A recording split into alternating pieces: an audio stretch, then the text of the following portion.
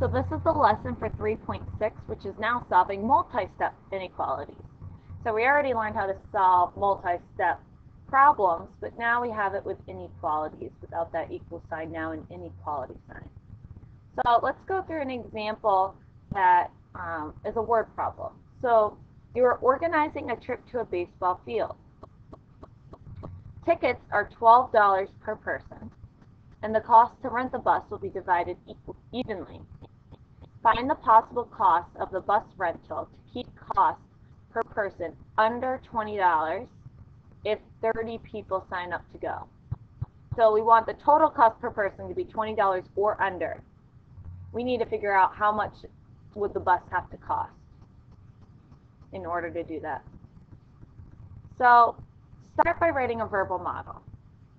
So in this case, the total bus cost divided by the number of people, so that's dividing it evenly, plus the ticket cost per person has to be less than the total cost per person, your target. So for example here, let's start filling in our numbers. So the total bus cost, that's our T, we don't know that yet. The number of people, we said 30. The ticket cost per person, so that's here, it's $12 a person. And we want it to be less than $20. So under 20, not including 20, so it has to be less than 20. So for example, here we can write it out with the numbers, T divided by 30 plus 12. We add 12 to both, or we subtract 12 from both sides. So minus 12. So we get T divided by 30 is less than 8. We multiply both sides by 30.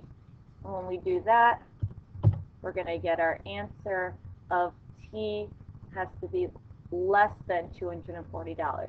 So as long as the bus rental is less than $240, then we'll be good. If it's greater than 240 or 240, then it will not be true. So that's the first example. Try a similar problem on your own. In this case, you're collecting sponsors for a 10-mile walkathon. Sponsors are someone that give you money to help you do the walk to raise money for charity. So far, you have collected $230 in donations. How much must the last sponsor pledge per mile to reach or exceed your goal of $300? So write a verbal model, plug in the numbers, and see if you can solve the inequality. Example 2 is, let's get into a multi-step inequality. So in this case, we have negative x plus 31 is less than 19. The first step we want to do is subtract 31 from both sides. So once we subtract from both sides, we can simplify. For negative x is now less than negative 12. But we don't want to know what negative x is, we want to know what x is. So in this case, we're going to divide by each side by negative 1, or you can multiply by negative 1, either one. But in this case, then we can further simplify and get x is greater than 12. Watch that here, we flip the sign because we multiplied or divided by a negative number. So go ahead and try these practice problems and bring them with you to class tomorrow. So press pause now.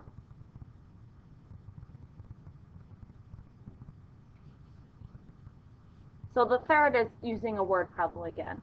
So you're going to a dinner and a movie with a group of people. Individual dinners are $7 per person for dinner, or the group can pay a lump sum of $105 for a buffet. And then the movie is $5 each for a ticket. So what they want you to do is how many people have to attend for the group cost of the buffet and movie to be less than the group cost for the individual dinners and a movie. So you're comparing the buffet dinner with the movie to the individual dinners and a movie. So start by figuring out, there's kind of two options you have to do here. First, you're going to solve for, write a verbal model, an equation, for if you have the buffet, and the other one is going to be if you have individual meals. So individual meals, we have the dinner price plus the movie ticket times the number of people. So in this case, we know it's $7 for an individual meal, plus $5 for a movie ticket, and the number of people will represent by P. So this is going to equal 12P when you simplify. Option 2 is our buffet. So in this case, we have the buffet price plus the movie ticket. So buffet price, which is $105, plus the movie ticket, which is $5, times, give me one second. Okay, sorry about that. Because the $105 is for everyone to eat, we can do 105 plus the movie ticket of 5 times the number of people. This needs to be done beforehand. So we end up with 105 plus 5P. Now we want to find how many people, which is P, will make the true of cost of option 2 is less than cost of option 1. So when will the buffet, how many people need to attend for the buffet to be cheaper than the individual dinners? So we can say 105 plus 5P is less than 12. We want to get all the variables to the right side or one side, so we can subtract 5P from both sides. And then after we do that, we get 105 is less than 7P. We can divide by 7. And then we find out that you must have greater than 15 people. So the answer is more than 15 people have to attend for the group buffet and movie option to be less than the total cost of the individual